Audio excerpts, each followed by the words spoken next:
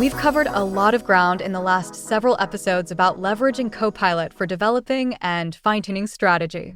Copilot and AI in general is great for being your thought partner. It's great for brainstorming and refining ideas from the 30,000-foot level down to ground level when the boots hit the ground and you begin executing your strategies. But what if Copilot leads you down the wrong path? What if I told you Copilot can often lead you astray, or at a minimum, sometimes lead you to developing less than the best strategy for your situation? And what's more, if you don't heed my advice in this episode, Copilot, and any AI tool for that matter, can end up limiting your business. I know, you can't believe you're hearing such negativity from my mouth. After all, I'm Annie Rind, one of the biggest cheerleaders for Copilot.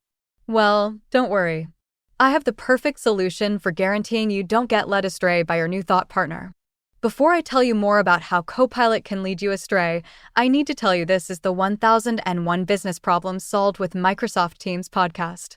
This is where I give you solid business solutions in 6 minutes or so every Monday. And since I only have 6 minutes, let's get on with this problem and how to solve it. Let me tell you what happened to Arnie, our founder, just a couple weeks ago. He was working on a new project, and as he always does, he had Copilot open from beginning to end, using it as his thought partner. He was making great progress and typed a twist on the day's thought for Copilot's analysis. Copilot loved the new idea and praised him for his business acumen. That's when Arnie realized he had left a single word out of his prompt, and that one mistake had turned his idea 180 degrees to be the opposite of what he meant. He quickly retyped the thought, but this time as he meant it originally. Copilot again loved the idea, even though it was the exact opposite of the previously mistyped entry. Arnie took notice of the contradictory feedback and realized that Copilot was playing cheerleader, not coach and advisor. This isn't just a Copilot tendency. It is true of all AI tools we're aware of. MIT even did a study on this phenomenon. They proved that ChatGPT leans hard toward being a yes man, and that creates what is called delusional spiraling. It agrees with most of what you tell it. Great idea, it says. You then build on that idea, and it agrees even more. That's because AI is trained on human feedback, and most people click the thumbs up when AI agrees with them and stay quiet when it challenges them. So, while adjusting for feedback is generally good, in this case, not so much.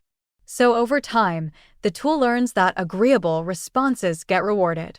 There's a reason businesses have often failed in the past when nobody offers contradictory ideas or feedback to the boss.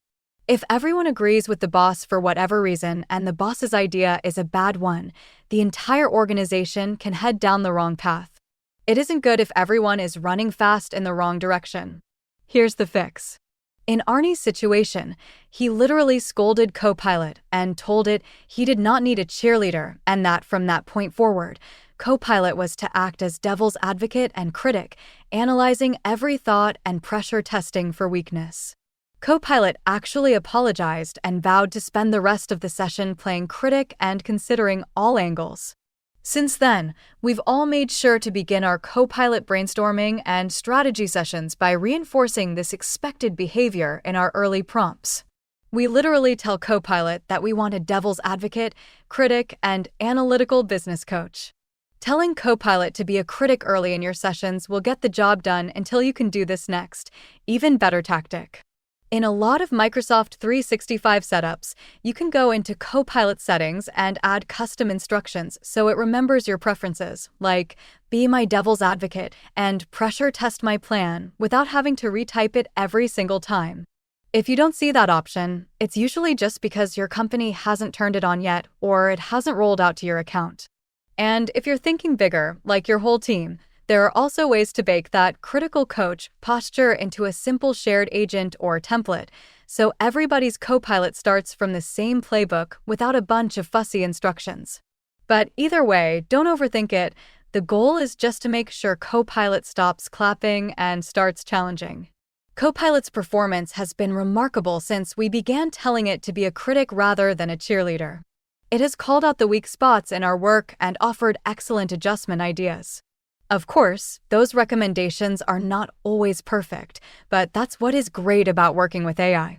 It's not one and done like Google searches are. We negotiate with it. We tweak our ideas and reoffer them. We ask Copilot to consider more information and reassess. We check reference links. We have real conversations with it. Using Copilot in this manner has revolutionized our work.